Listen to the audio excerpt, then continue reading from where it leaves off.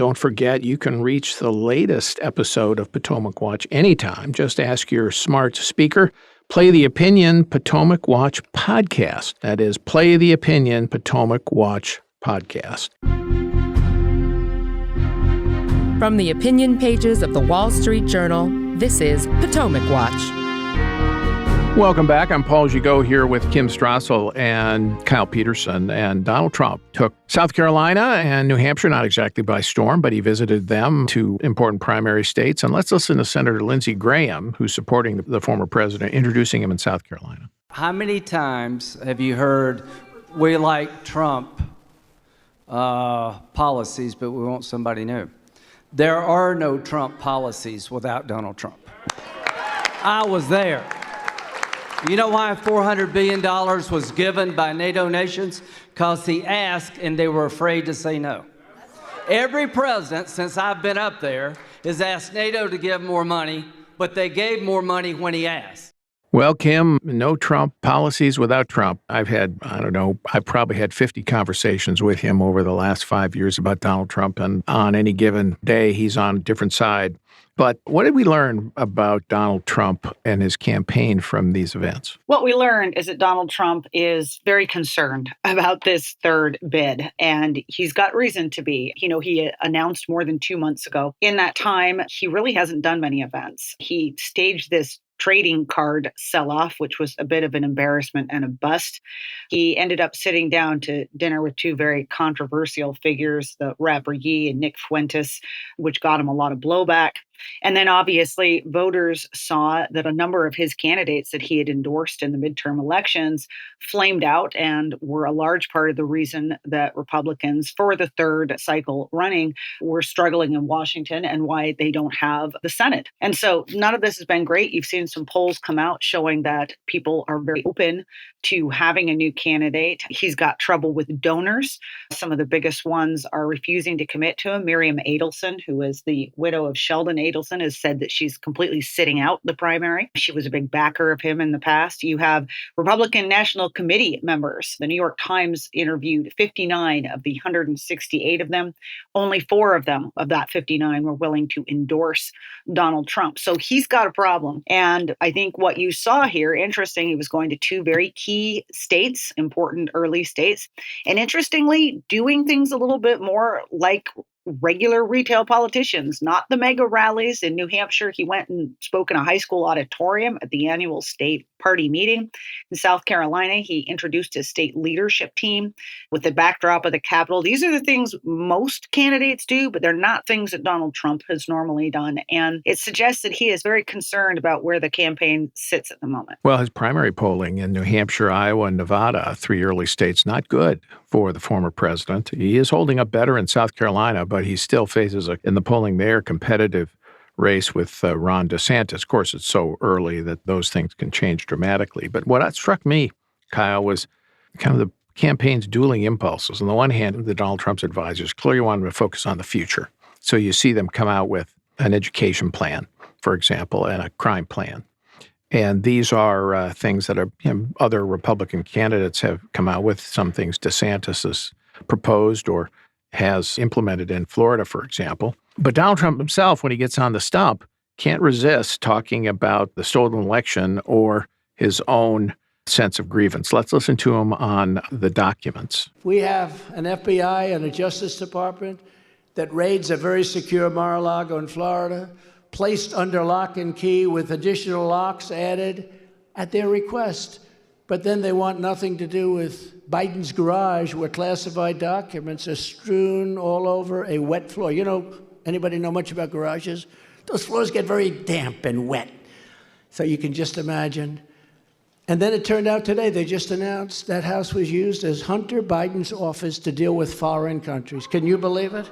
Oh, you didn't hear that? They got a bigger charge than I thought. Most people, they're so used to this corruption, there's not much of a charge. The president has a point about Biden and the documents, not so much the wet floors, but the fact that a garage isn't secure. But neither, frankly, was the place in Mar-a-Lago. The idea that this was locked up like Fort Knox is preposterous, given what we've learned about where the documents were in Mar-a-Lago.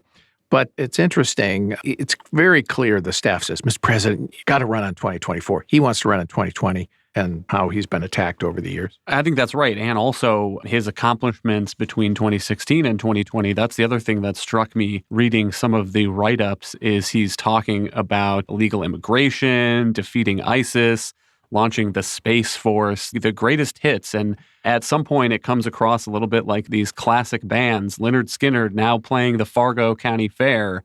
And I think that that's another divide is he's pulled in the direction of saying the things that he has gotten the audiences to applaud in the past. And I think people in 2024 are going to be wondering, what about the future? What is your plan to make America great again now? And he's tried out some new themes. He entered into the curriculum wars, critical race theory. He was talking about gas stoves. But it is remarkable the change now versus 2016. I mean, as Kim said, in New Hampshire, he was speaking at a high school. One report said that it had about 400 people in attendance. In South Carolina, one report said about 200 people in the state's Capitol building. And in Trump's defense, this is early in the campaign. He's saying, I have 2 years. I'm more angry now, and I'm more committed than ever. And he says that he's going to get back to those big arena rallies with thousands of people that everyone remembers from the 2016 campaign. But it is remarkable how he no longer seems to be defying political gravity the way that he did in his first run for president. Just so listeners know, that comment about Fargo was not a shot at Fargo or North Dakota by Kyle Peterson, who is from Fargo and no doubt looks upon the civic events in that city with great fondness and happy memories. And I got an email this week. Lynyrd Skynyrd is playing the county fair this Leonard summer. Skinner so I wasn't making that up either. All right, good. That's great. But just so people know, this is not New York condescension by any stretch of the imagination. Kim, a couple of things of note. One, he attacked Ron DeSantis on the plane down, talking to reporters, saying DeSantis, governor of Florida, is not loyal because Trump supported him in 2018. DeSantis would have lost otherwise, which may in fact be true. But Trump says it's disloyal to run against him now for president. I'm not sure that's a very potent line of attack. He also attacked DeSantis for saying that he used to support the vaccines and did support vaccines, but now he's showing more vaccine skepticism. There's a little bit more of a fair point there. But of course, the evidence we know about vaccines has changed in the last 2.5 years. What do you make of his attacks on DeSantis? And is DeSantis smart to not respond? Well, look, Donald Trump knows exactly who his biggest threat is right now.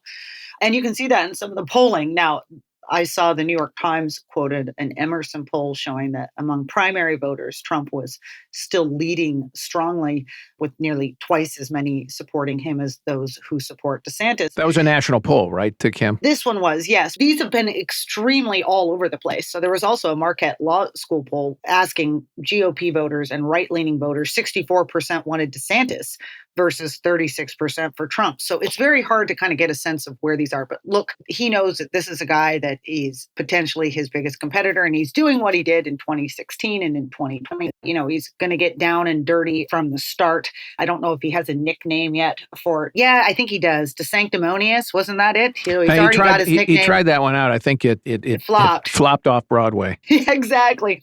But, he also went after DeSantis, which I thought was amusing because it also, I don't think, is going to hold much of a punch.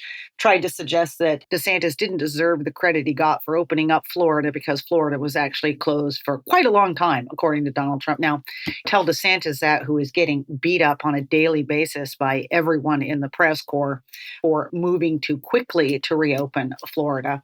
But Donald Trump understands that this is his threat. He's going to try to get after him.